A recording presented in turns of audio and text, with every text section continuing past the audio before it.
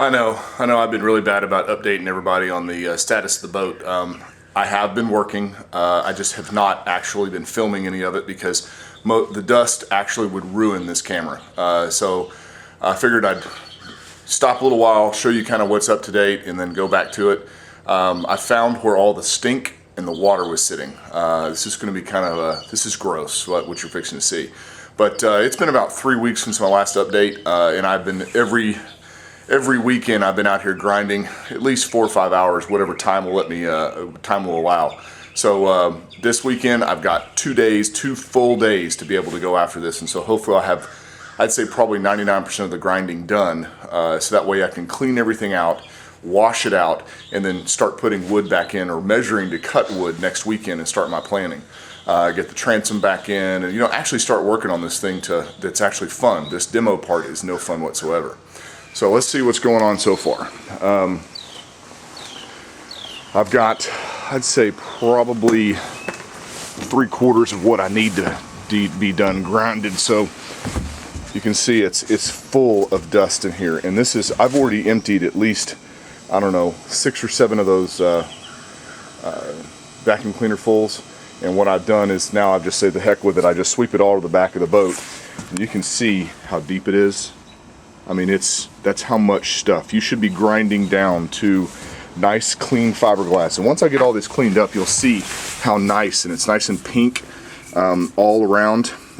They used a really nice, almost like Bondo material to bed the stringers. And some of that's actually been nice to kind of use it as leave it as a filler for low spots.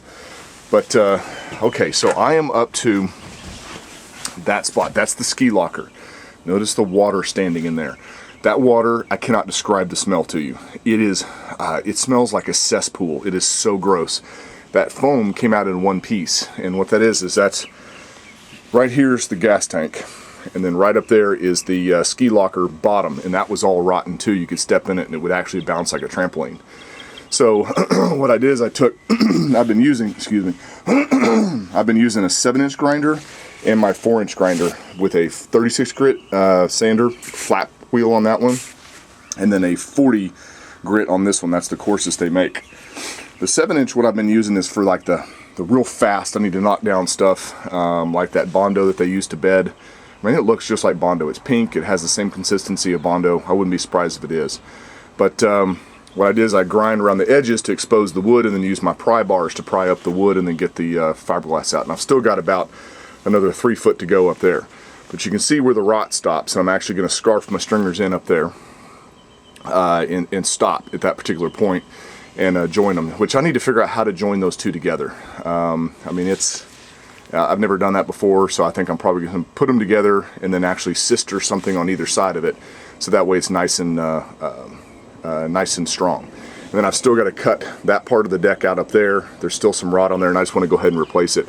And I'm just going to cut, it's kind of hard to see, I'm just going to cut right up against the seat boxes and then just lay the deck back down on it because it's not rotten and I'm not going that far forward.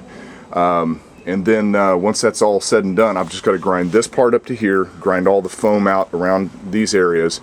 And I'm leaving the lip for right now. I know I've said this a million times, but I'm leaving the lip so that way I can get my height proper with the stringers, and then I'll start putting everything back together. But that's about all that's been done so far. I mean, it's a lot of work, guys. I mean, this is a ton of work. This is messy. This stuff gets everywhere. I know my neighbors are probably starting to get pissed because I'm telling you, you see it looks like freshly fallen snow. I've blown this out, I don't know, 20 times, and it's just gross. It's everywhere. Now you'll notice I'm wearing a Tyvek suit. Now this is not a Tyvek brand. I found this at the Sherwin-Williams store, and it's actually got the what do you call it? These elastic band wrists and stuff. This really cuts down on the itch, and it has a hood too.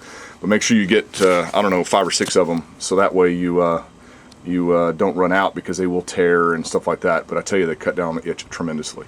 So that's it. I'm getting back at it, but that is just nasty. I was wondering where the smell was coming from. Well, I found it. So I'm going to get the rest of this out and dry it out with a good towel and then start grinding again.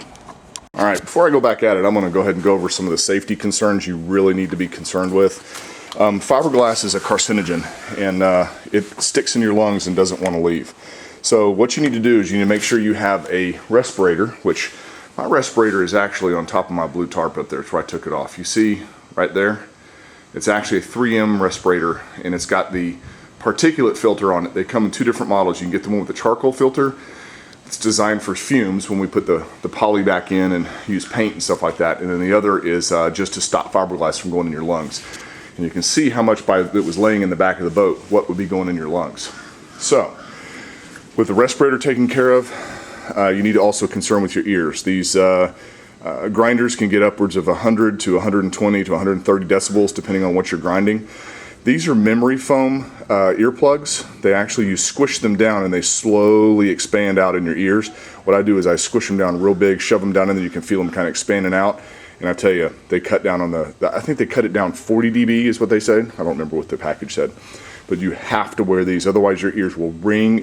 Anytime your ears are ringing after you're finished, that's damage being caused or done to your ears. And then I use these gloves. A lot of people use the surgical gloves, but the problem about the surgical gloves is my hands sweat like crazy and it starts to slip around in there. And I work in fiberglass for a living, and so it really doesn't bother my hands tremendously. But what I do is you got to use gloves, because there's a couple of times that grinder's caught me and it would nick your skin pretty bad. With these, it kind of gives you some help. Now you could use heavier duty gloves, but these are plenty for me, and they give me just enough protection to be able to grab the fiberglass. And then, like I said, also the Tyvek suit. This is a must if you don't want to itch like crazy, because I'm telling you, it's bad. So anyway, that's the safety stuff. I think that covers it all. If you're grinding in a boat, you have to use this stuff. Otherwise, first of all, you're going to kill yourself and you're going to be miserable. All right, well, 4 hours later, and a whole bunch of grinding. And I washed it out. So I am ground all the way up to where I need to be. You see these little dark spots? It's actually still water. Yeah, it's still wet right there. I wanted to grind as much as I can away so I can see if there's anything else I need to grind. Later on, I see a couple of spots, like there's some gel coat left right there. I need to get in there and grind. But I'm gonna first get my Sawzall and finish doing all the stuff I need to up front here. It needs to dry a little bit more, but you can see that it's got you can see some of the shiny spots. You want to try to get rid of the shiny spots if it's going to be real close to if it's going to be close to where the stringer is, because you need the fiberglass tabbing to actually adhere nicely to the hull itself. But rinsed it all out. Looks pretty good. All the dark spots here are it's still just wet. You can see the ledge over here. I still need to clean that up, but that's after I get the stringers in and get my stringer height. And then on the transom, I went ahead and ground the lip down all the way, and I ground back about 6 inches all the way around it, so that way you can come up and over with your tabbing. But I can't get too far up on top here just because of the way it is. So it's all coming together slowly but surely, and I think I am just going to do the transom back with wood. Budget is dictating it right now. Can't afford to put C-cast in it. I'm just going to go ahead and put it back in as a wood transom and call it a day. So I'm going to put the camera down and go get the Sawzall and a blade and get the rest of that junk out there in the front. Okay, I think I've got everything done that I can today. Muscles are starting to ache, sun's going down, and it's dinner time. So what I did is I got it all the way up. I don't know if you can see it. Yep. I got all the way up to almost the very tip. I mean, I've got everything taken out. All the foam out of this side, and then I've got the deck off that side, so you can see it's still rotten all the way up there. So I get all the foam out tomorrow and finish the grinding. And yes, I'm going to leave these stringers as a reference point, because I just don't want to make that little curve portion right there, and then I'll just scarf into them. Won't be any big deal. And I'll grind that part out. That was all rotten up there. So yeah, it was gross, but it's all out, and I probably have 5 or 6 hours of grinding tomorrow, and then next weekend hopefully I'll have my products, start putting this all back together. So all looking good so far. But so tomorrow I'll crack at it again and hopefully get this thing cleaned back up again tomorrow, so that way I can start afresh next weekend. Wow, another day of grinding. See all the whiteness? Yeah, I have gray hair, but not that much. Yeah, I think probably about done. It's been rough, but I said that, you know, if I have to do a little bit of grinding, it isn't like what it's been for the past 2 weekends. So let me show you what I've done. Alright. As you see, the bow section is completely devoid of wood. I know I said I wasn't going to do that, but the further I went, the more rod I found. So you know what? There's nothing left. The only thing left are these 2 upper parts of the stringers, which the reason I'm keeping them there is for height reasons. And I'll probably end up cutting them out anyway, but I'm leaving them for right now just to kind of see you know, how things are laying out. That way I don't get kind of confused. Got everything ground down. I need to figure out how to get rid of this carpet glue. It has clogged up 2 flap wheel grinders and ruined them to where I can't use them. You just cannot grind the glue. It just turns into a heated mess and just screws it all up. So if anybody knows, I'm thinking about going to get a bunch of acetone, and I'm thinking the acetone will help also. But I ended up pulling out all of the I guess the bow seats and the bow boxes. It's all the way up to the front now. It's completely gone. There's no deck left that's actually original. Like I said, the only thing left are these 2 right here. So it's another day of just complete grinding and messiness, and all I need to remove now is this lip that runs back to the stern, and that's just so I can get my height once I get the stringers in, which will be the last thing that I do.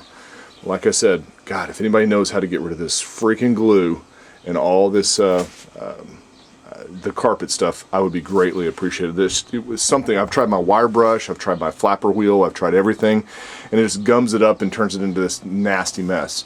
So I don't mind using the chemical, I just need to know what to use. Like I said, I'm going to try some acetone. I just don't have any with me. You can see, look there, all the nastiness.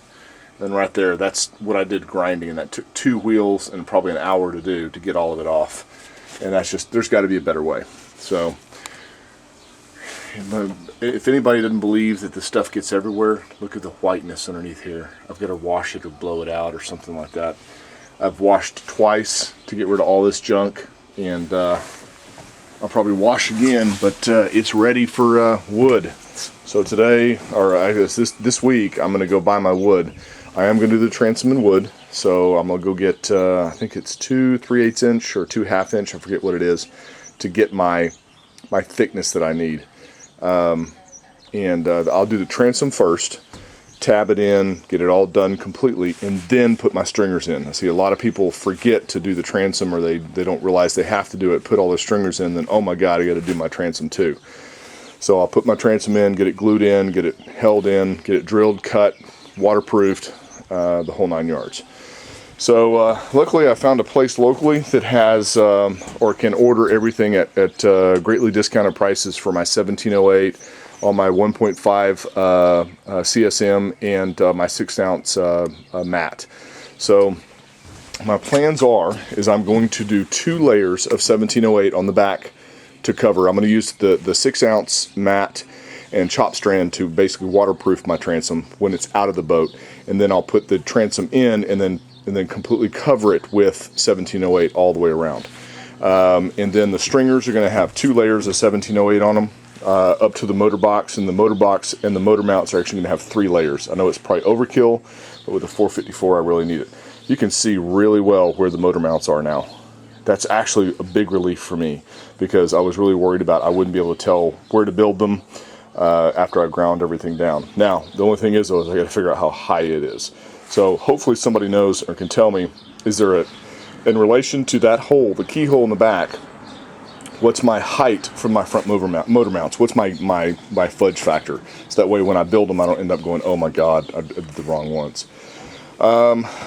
So I think that's it. Oh, and of course I'll scarf those in and actually sister a couple in there because they're so far up forward. That way I can get them out of the way, and or actually I'll just probably take them out. I know I'll probably end up removing them because they do have a little bit of like rot and stuff on top. It's not bad, but I'll pull them out anyway. So that's the update. It's Sunday and we got some storms rolling in, and I need to cover her up so that way it doesn't fill full of water. Although it's not going to hurt it now. There's no wood in here to rot. So otherwise, I'm just going to protect the electronics.